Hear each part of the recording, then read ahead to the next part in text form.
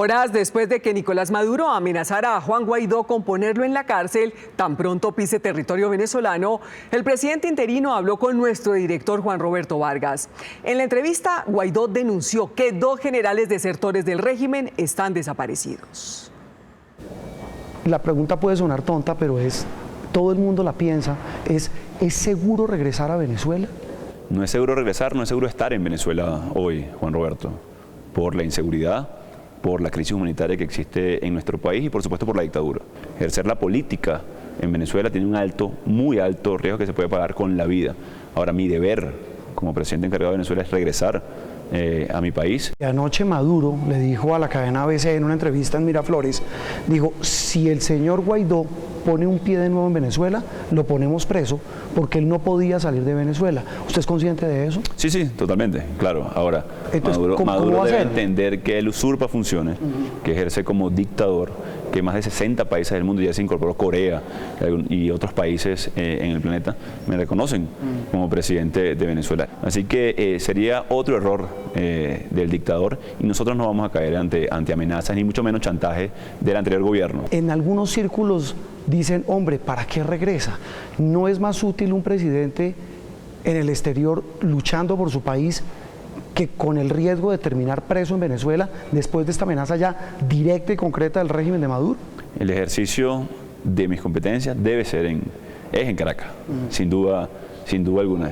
Le encantaría al régimen de Maduro tener un nuevo exilado, pero si se atreven a meterme preso y se atreven bueno, también va a haber una respuesta sin precedentes tanto de la gente como de la comunidad internacional. Si traduzco lo que usted me dice, es correcto lo siguiente: si a usted le pasa algo cuando vuelva a Venezuela, ¿Estados Unidos interviene en su país? Es una decisión de Estados Unidos. Y pues, nosotros estamos construyendo capacidades. ¿Capacidades para qué? Para que cese la usurpación, para construir un gobierno de transición y elecciones libres. Si deciden cometer el error político histórico de encarcelarme, bueno, van a tener que responder ante eso, ante el mundo. O sea, pues, eso sí sería un golpe de Estado. Eso sí sería un atentado claro ante la estabilidad del país.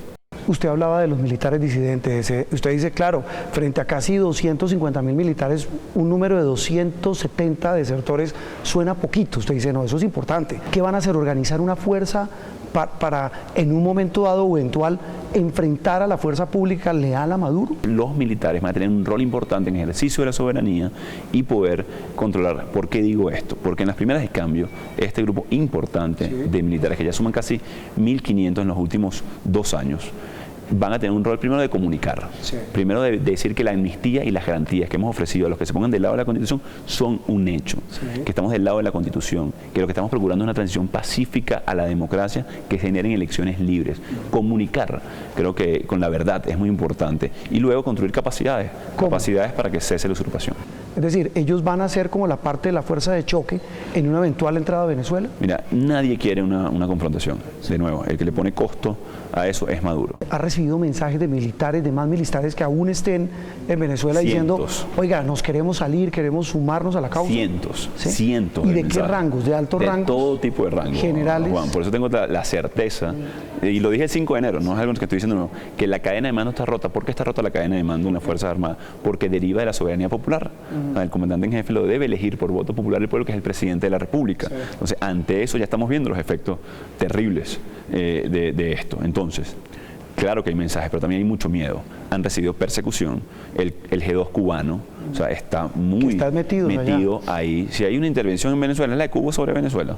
Tengo información, además, de 2 militares que habían de alto rango que habían decidido desertar o pronunciarse y están desaparecidos, por ejemplo. O sea, sé también que hay persecución. ¿Del alto mando militar? No sé si del alto mando, pero son de alto rango. De alto rango.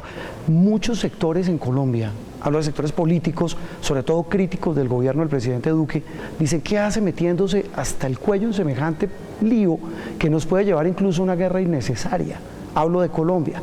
¿Usted qué le responde a esos críticos? Varios elementos. Creo que el primero y el más importante, que hay valores fundamentales. Yo creo que la respuesta y responder ante valores fundamentales humanos, primero, principios democráticos, Yo creo que eso no tiene ni siquiera discusión. No tiene ni siquiera discusión, ¿no? Y creo que es muy valiente, sí, arriesgar incluso capital político, críticas a lo interno por defender lo que es justo. Y por último, hay 3 elementos fundamentales. Primero, la balanza comercial colombo-venezolana de 7.000 millones de dólares, lo decía anteriormente. Yo creo que queremos recuperar esa balanza comercial. Un segundo elemento, el flujo migratorio. Y ese flujo no va a cesar hasta que no cese la dictadura. No, y si se agrava va a ser peor. Dicen que puede haber 4 millones de migrantes que se van a venir. 4 millones más. Claro. Entonces, eso es un más punto de los que ya están. importante. Y el tercer elemento es el terrorismo. O sea, hoy Venezuela, lamentablemente, y de verdad, incluso da pena decirlo, pero es cuna hoy de terrorismo. ¿Cómo vence Colombia? Allá está el ELN, allá están las disidencias de las FARC. ¿Cómo vence Colombia ese proceso? ¿Cómo garantiza su proceso de paz que ha sido tan sufrido, tan costoso, sin lograr tener un aliado como Venezuela para que no sea cuna de terrorismo? Así que creo que los que critican el proceso que está haciendo el presidente, que lo hacen de manera mezquina. Muchas gracias, y le deseamos mucha suerte a usted, porque la suerte es suya, es la suerte de Venezuela y de paso también de Colombia. Gracias, Juan. Muchas gracias, presidente. Gracias a ti. Muy amable.